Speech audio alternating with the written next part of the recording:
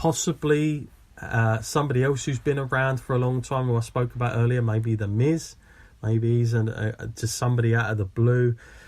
And I think going beyond that, which is very, very difficult, I would have said, I had high hopes on Elias as well, by the way, but even he's sort of like, just don't see it.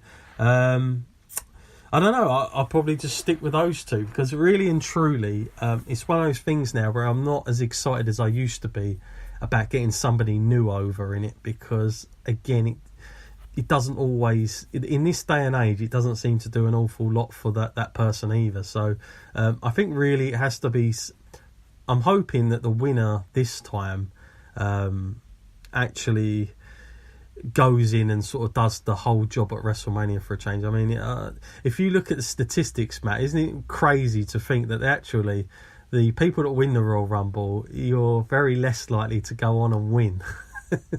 It's like a landslide if you look at it on a graph. It's ridiculous this day and age. But it's mainly in the last, I'd say, 15 years that's really happened, because it used to be 9 times out of 10 you win the Royal Rumble, that's it, you're a made guy. That's really changed now. It's very strange, but I like the unpredictability, don't get me wrong. I don't want to just see it straightforward, but for me it's, I don't know, it's difficult. Matt, as far as the women go, a lot of people selecting Charlotte as the outright winner, but is it as easy as that now? Because WWE do seem like they do want to throw curveballs now, especially with having Oscar have the title at the minute, and does that throw up a few things, or is this just a way of getting Becky and Charlotte both in there at the same time?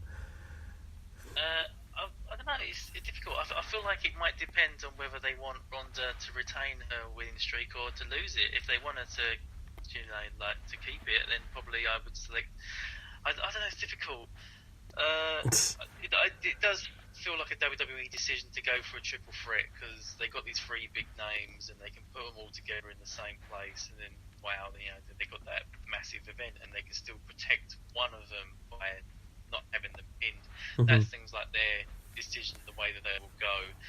But for me, I would prefer just to see a one-on-one match between the match that we didn't see, Becky versus Ronda. I feel like that would be interesting.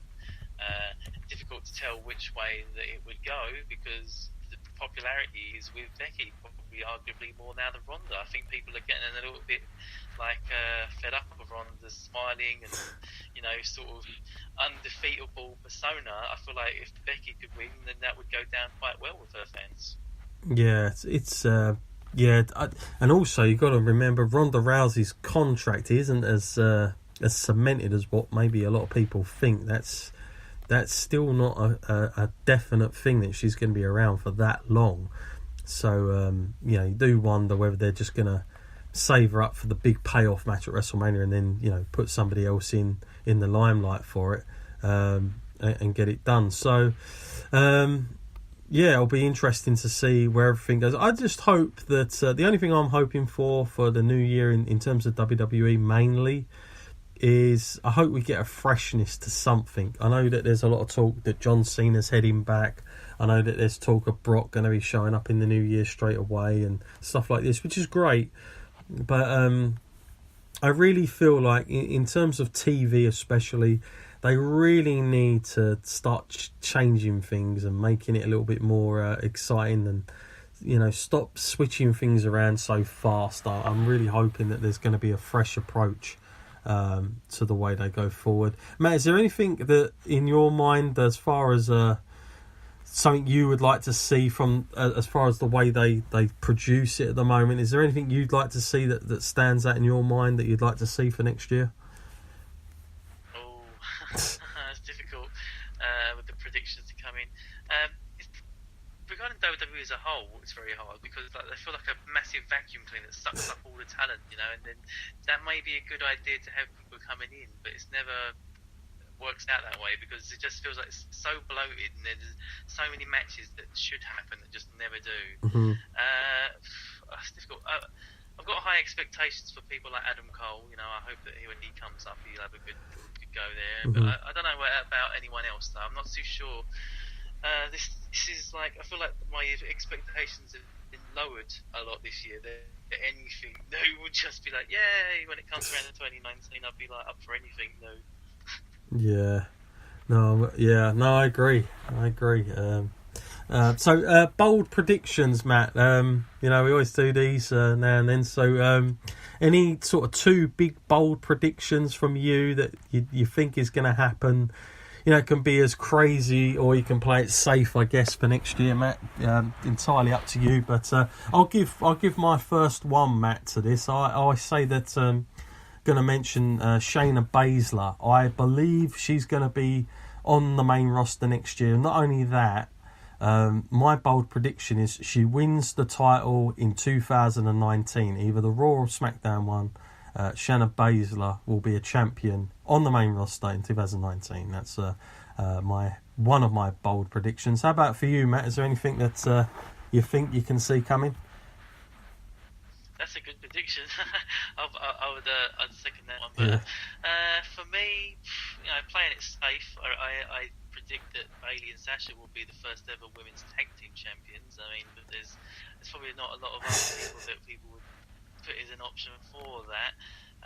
Other than that, I don't know. There's just not much to look. I don't want to say much to look forward to. It's just like, haven't we seen it all before now? There's not really much left to go with. Even predicting about who would beat Ronda Rousey is difficult, as we had in the previous question. So I'm pretty stumped for this. I don't really have a bold prediction. I mean, it might be the first time ever. Fair enough. Well, my other one, and again, I did think about this a little bit as well. I am going to say that and this is again, perhaps a little bit out there, but I'm going to say that for me, at WrestleMania, and this is the Ronda Rousey thing. I think that a lot of people have been asking. I firmly believe Ronda Rousey will not be in WWE. She will leave WWE in 2019. She will get out. That's my other bold prediction there. I got that feeling. I don't think she was there for the long run. I'm just reading into what her plans are personally and what she wants to do, and I think that maybe 1 year in WWE, if you're Ronda Rousey, is enough to give you that, and what a year it would be. That's my bold prediction as well. Maybe not a popular one.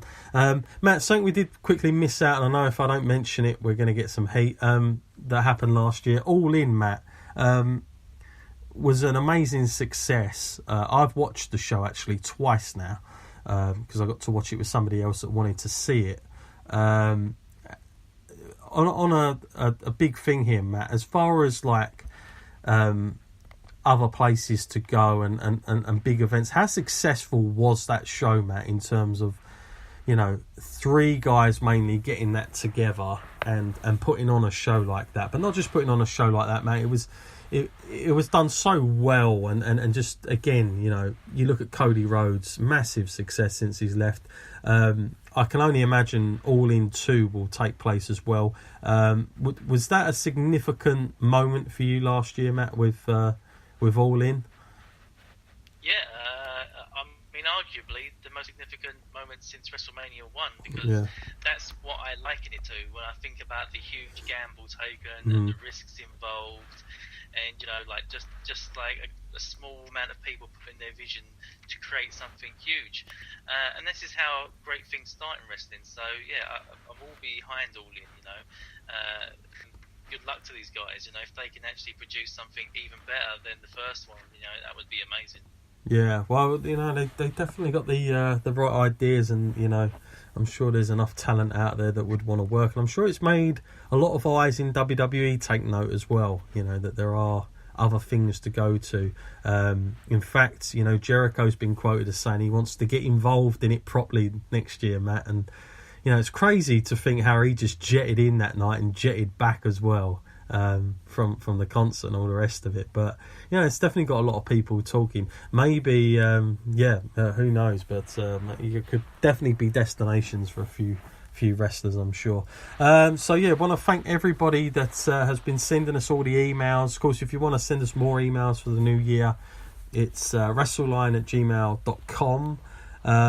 Matt, obviously New Year's coming up, plans for you obviously. I think I'll be seeing you that night as well, going into the new year of 2019. Seems crazy to say that number, but here we are, in this day and age. Been a sort of, I don't know, it's gone sort of fast this year sort of for me, but maybe it hasn't, in those terms. For you, Matt, overall your year has been a good. You've moved out, Matt, as well. You got your place. He's got a pet. He's definitely comfortable now. You can tell. Yeah, life keeps on spinning. So every day you move towards a new goal. So I've fulfilled a lot of my 2018 goals. So time to create some new ones for 2019. I'm sure. Absolutely. Well, thank you as always, Matt, for coming on the show. And like I said, thank you for everybody that's been getting involved.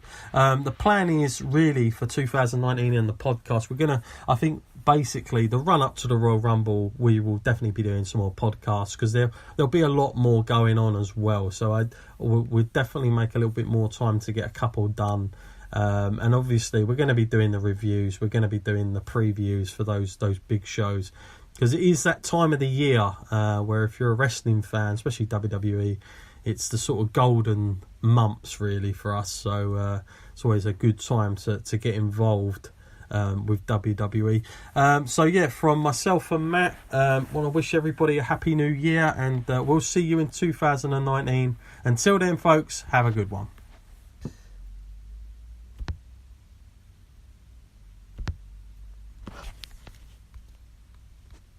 And we're out. Cool, man. Cool. Yeah. Can't believe that result. That's crazy. I was literally like, I had it on in the background and I looked up and I was like, what? 2-1? Now 3-1? What the hell? So weird football this